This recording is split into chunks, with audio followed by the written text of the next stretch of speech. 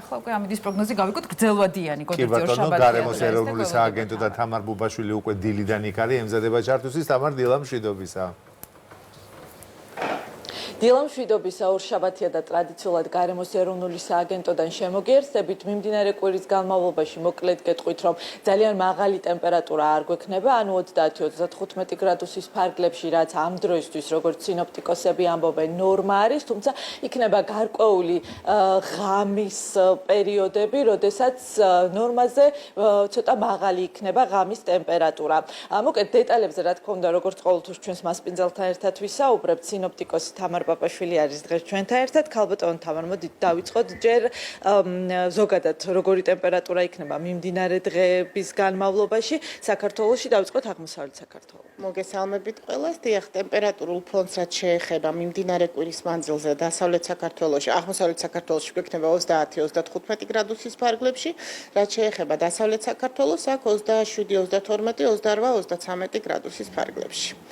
ნალექს თუ უნდა ველოდოთ ამ კვირის განმავლობაში, იმიტომ რომ საკმაოდ ბოლო პერიოდი საკმაოდ ნალექიანი და წვიმიანი გქონდა.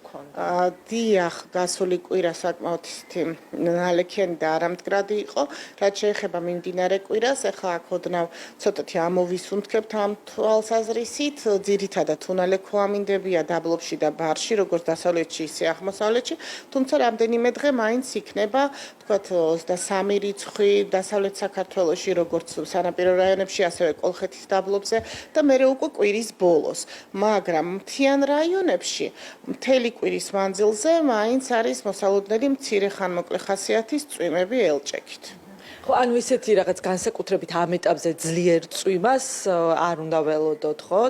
დიახ, მიმდინარე კვირის მანძილზე განსაკუთრებით ძლიერი წვიმა არ არის მოსალოდნელი, თუმცა აი როგორც უკვე გითხარით, მთიან რაიონებში ხანმოკლე ხასიათის და უკვე კვირის ბოლოს, აი 26 დღის ბოლოს და უკვე 27-ში ეს ისე უკვლავ დასავლეთიდან ნოტიო ჰაერის მასების შემოსვლა გამოიწვევს აი ამ ქარის დაქროლებს სანაპირო რაიონებში, საკმაოდ ინტენსიური ხასიათის წვიმებს და ასევე აი ამ პერიოდში გაძლიერდება აღმოსავლეთ საქართველოში დასავლეთის მიმართულების ქარი.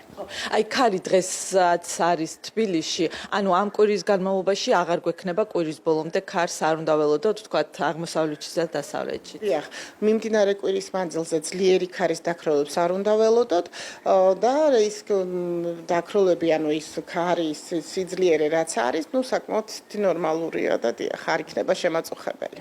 ხო, აი გასული კვირის განმავლობაში ერთ-ერთი ესეთი აქტუალური საკითხი, რასაც განიხილავდნენ ამინთან დაკავშირებით, ეს იყო ტენიანობა და ბევრი წერდა ანუ სოციალურ ქსელში, რომ მიუხედავად იმისა, რომ თქვათ ტემპერატურა თითქოს არ იყო ესეთი განსაკუთრებით მაღალი, სადღაც 30 გრადუსის ფარგლებში იყო, მაინც მოსახლეობა განსაკუთრებით გრძნობდა აი ამ სიცხეს და ჩახუთულ ამინდს და წერდა ბევრი, რომ აიო ტენიანობა არის მაღალიო და ამის გამო მოდით ესეც რომ განვმარტოთ, რა არის ფარგლები ამ ტენიანობის და ზოგადად ანუ რეალობა არის თუ არა ეს.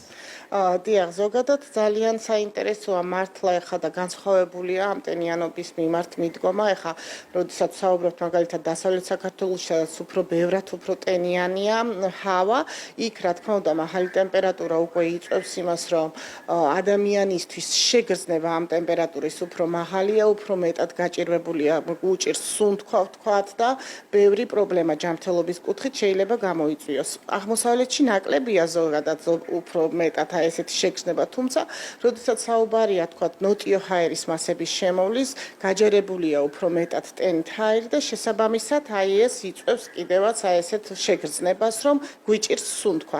ეხლა ზოგადად ნორმა არის 70%-მდე უნდა იყოს ფარდობითი ტენიანობა, თუმცა ეხლა ჩვენ რაც გადავხედეთ სადგურის მონაცემებს, ზოგ დღეში, ეხლა ეს რა თქმა უნდა წვიმიან დღეებსაც მე გულისხმობს, დიახ, ძალიან მაღალი იყო, თუმცა აი დაახლოებით 79% გამოვიდა, რაც საკმაოდ მაღალია, დიახ, ნამდვილად და აი ეს ამან იმოქმედა ზუსტად. კარგით, ანუ ამის გარდა ასევე მოდით ვთქვათ ისიც, რომ რამდენიმე დღის განმავლობაში ღამის ტემპერატურა იქნება მაღალი. ესეც რო ავხსნათ, აი რას გულისხმობს, ვთქვათ ეს მაღალი ტემპერატურა რამდენი არის ამ დროის ამ პერიოდისთვის და რამდენი ხანი, რამდენი ღამე გაგრძელდება? დიახ, მაღალი ტემპერატურები საკმაოდ მნიშვნელოვანი პრობლემაა და ამ ბოლო დროს ძალიან დიდი ყურადღება ექცევა.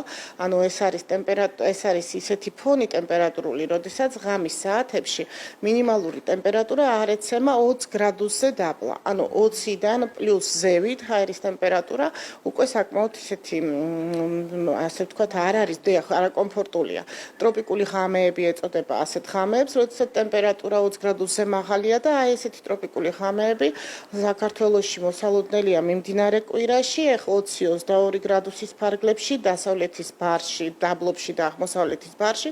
ნუ რაც შეეხება მთიან რაიონებს, აქ ჯერჯერობით ამაზე არ არის საუბარი, თუმცა დიახ. კარგი, ძალიან დიდი მადლობა. თამარ პაპაშვილი საუბრობდა პირდაპირ ეთერში, ასევე მაყურებელს ვეტყვი იმასაც, რომ აი უფრო კონკრეტულად, დეტალურად საათების მიხედვით თუ გნებავთ, რომ ნახოთ ამინდის პროგნოზი, უნდა შეხვიდეთ მეტეოგოვჯიზე და ასევე კიდევ ერთი კარგი სიახლე რაც არის, უკვე ჩაეშვა და მუშაობს აპლიკაციაც და შეგვიძლიათ რომ უკვე აპლიკაციას გადმოწეროთ მეტეოგოვჯი და მოკეთ მუდმივად იყოთ საქმის კურსში, სად, როდის, როგორი ამინდი იქნება. დაგემშვიდობებით მე წარმატებულ დღეს, წარმატებულ კვირას გისურვებთ.